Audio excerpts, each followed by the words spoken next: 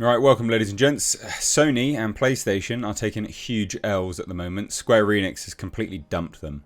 Yeah, they've dumped them because their profit with PlayStation as exclusive is bombed. They're not happy.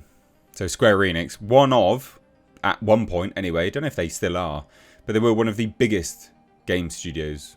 Huge, massive, biggest IPs, like really quite a big company. Yeah, bad news for PlayStation. Here we have it in Forbes. Square Enix is done with PlayStation exclusivity after profit drop. Yeah, a game which should have actually been, a pretty big boost for Square Enix.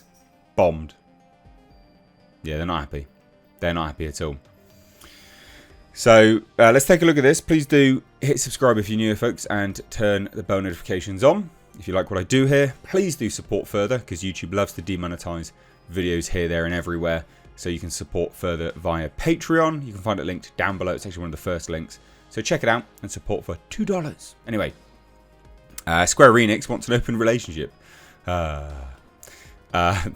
Even though Square Enix and Sony's partnership goes back years, something has to change for the publisher, it is realised. And that includes getting its biggest games outside of the reach of a single console. The thing is, it's fascinating, isn't it? Because it used to be profitable for them, and now it's not, which says a lot about the current state of affairs. And PlayStation's not been doing anything particularly great. I mean, PSN is part of their thing, which you have to have a PSN account for certain bits and pieces. That's region locked. Like Xbox worldwide, or pretty much. PSN isn't. These things aren't good. Not happy. They're really not happy, and rightly so, because look at this. In its latest earnings release, Square Enix reports a profit drop of minus 69.7% year over year. That's huge. That's astronomically high, actually. Now, it does say thanks in part to MMO and mobile declines, and also growing operating losses from high development cost amortization, even if sales are up slightly. But the company has made it clear it plans to make the most of those high development costs with releases on more platforms, which, yes, it should. It annoys me so much. I understand why games like consoles want exclusivity. I understand that because it makes you want to buy a console. But I mean, this computer tower here will do everything a console will do and more. It's got an i9 processor, it's got 3090 Ti in it, it's got all the RAM. It will do anything and everything a games console will do. Long gone are the days when a games console was far superior to a PC. Long gone. Long gone. And, this sort of restrictive market, it kills everything. It kills everything. Unless you're Nintendo. Then I desperately want a Nintendo Switch to play Mario Kart. But the other consoles, not so much. But yeah, so it says Square Enix will aggressively pursue, massively, a multi-platform strategy that includes Nintendo platforms, PlayStation, Xbox, and PCs. Good.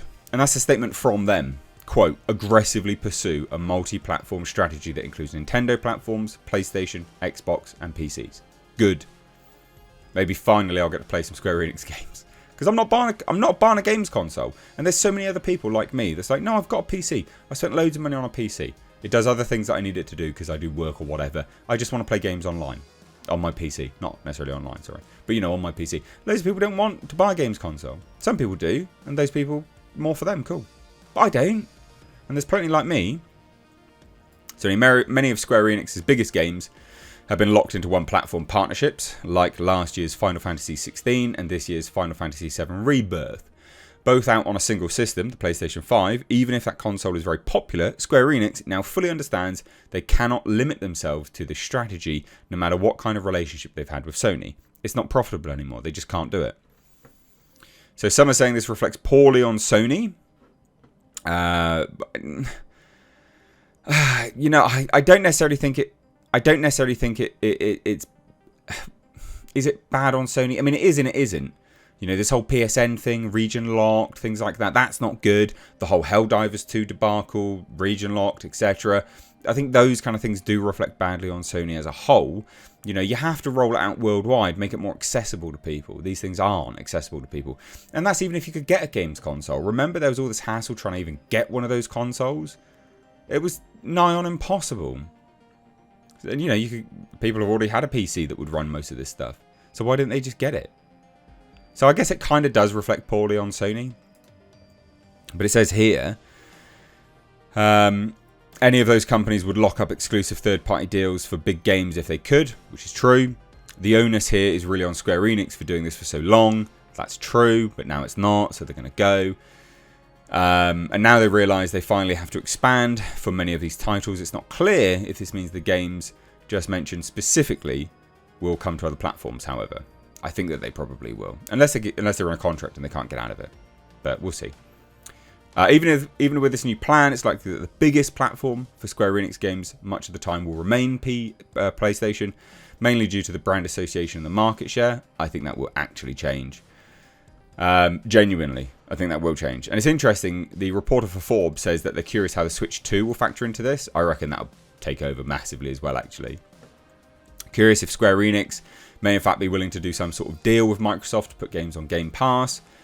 You know, foregoing sales, but they had 0 sales before this for these games, so maybe it's worth the huge check Microsoft would write, which is true. I mean, 69.7% profit down year on year. I mean, that's bad. Anything to change that. So while the concept of game exclusivity is not going away, essentially everyone in the industry understands that limiting releases to just a single console in the face of ballooning development costs and the pursuit of live revenue is a poor idea. Yes, but also fuck off with live service games. Like, seriously, go away. Microsoft has been on its Play Anywhere kick for a while, with day-and-date releases on PC and cloud gaming elsewhere. Now Sony's trying to expand its PC release plan as well. That is absolutely bombed though. No other publishers, Activision, EA, Take-Two, Ubisoft, were doing what Square Enix was doing with these huge third-party releases for one platform like PlayStation, but no more. Square Enix goes on to say that they're focusing on more quality over quantity, and a number of games in development have been cancelled, which I covered before anyway. But this whole, you know, non-PlayStation exclusive thing's relatively new. It's like a few days anyway. So kind of jumping on this. But yeah, they're done, which makes sense. You know, huge profit goes. No, we're not going to stay with you now, actually. That's a bad business move. So what do you guys think? I'd love to hear your thoughts. Are you a PlayStation player? Do you like PlayStation? Do you like Square Enix games? Are you a PC fan? And if they come to PC, would you play some of their games? It's interesting to get your thoughts down below in the comments. So thanks so much for watching. Give the video a like and please do share it. Cheers guys. Take care. Bye bye now.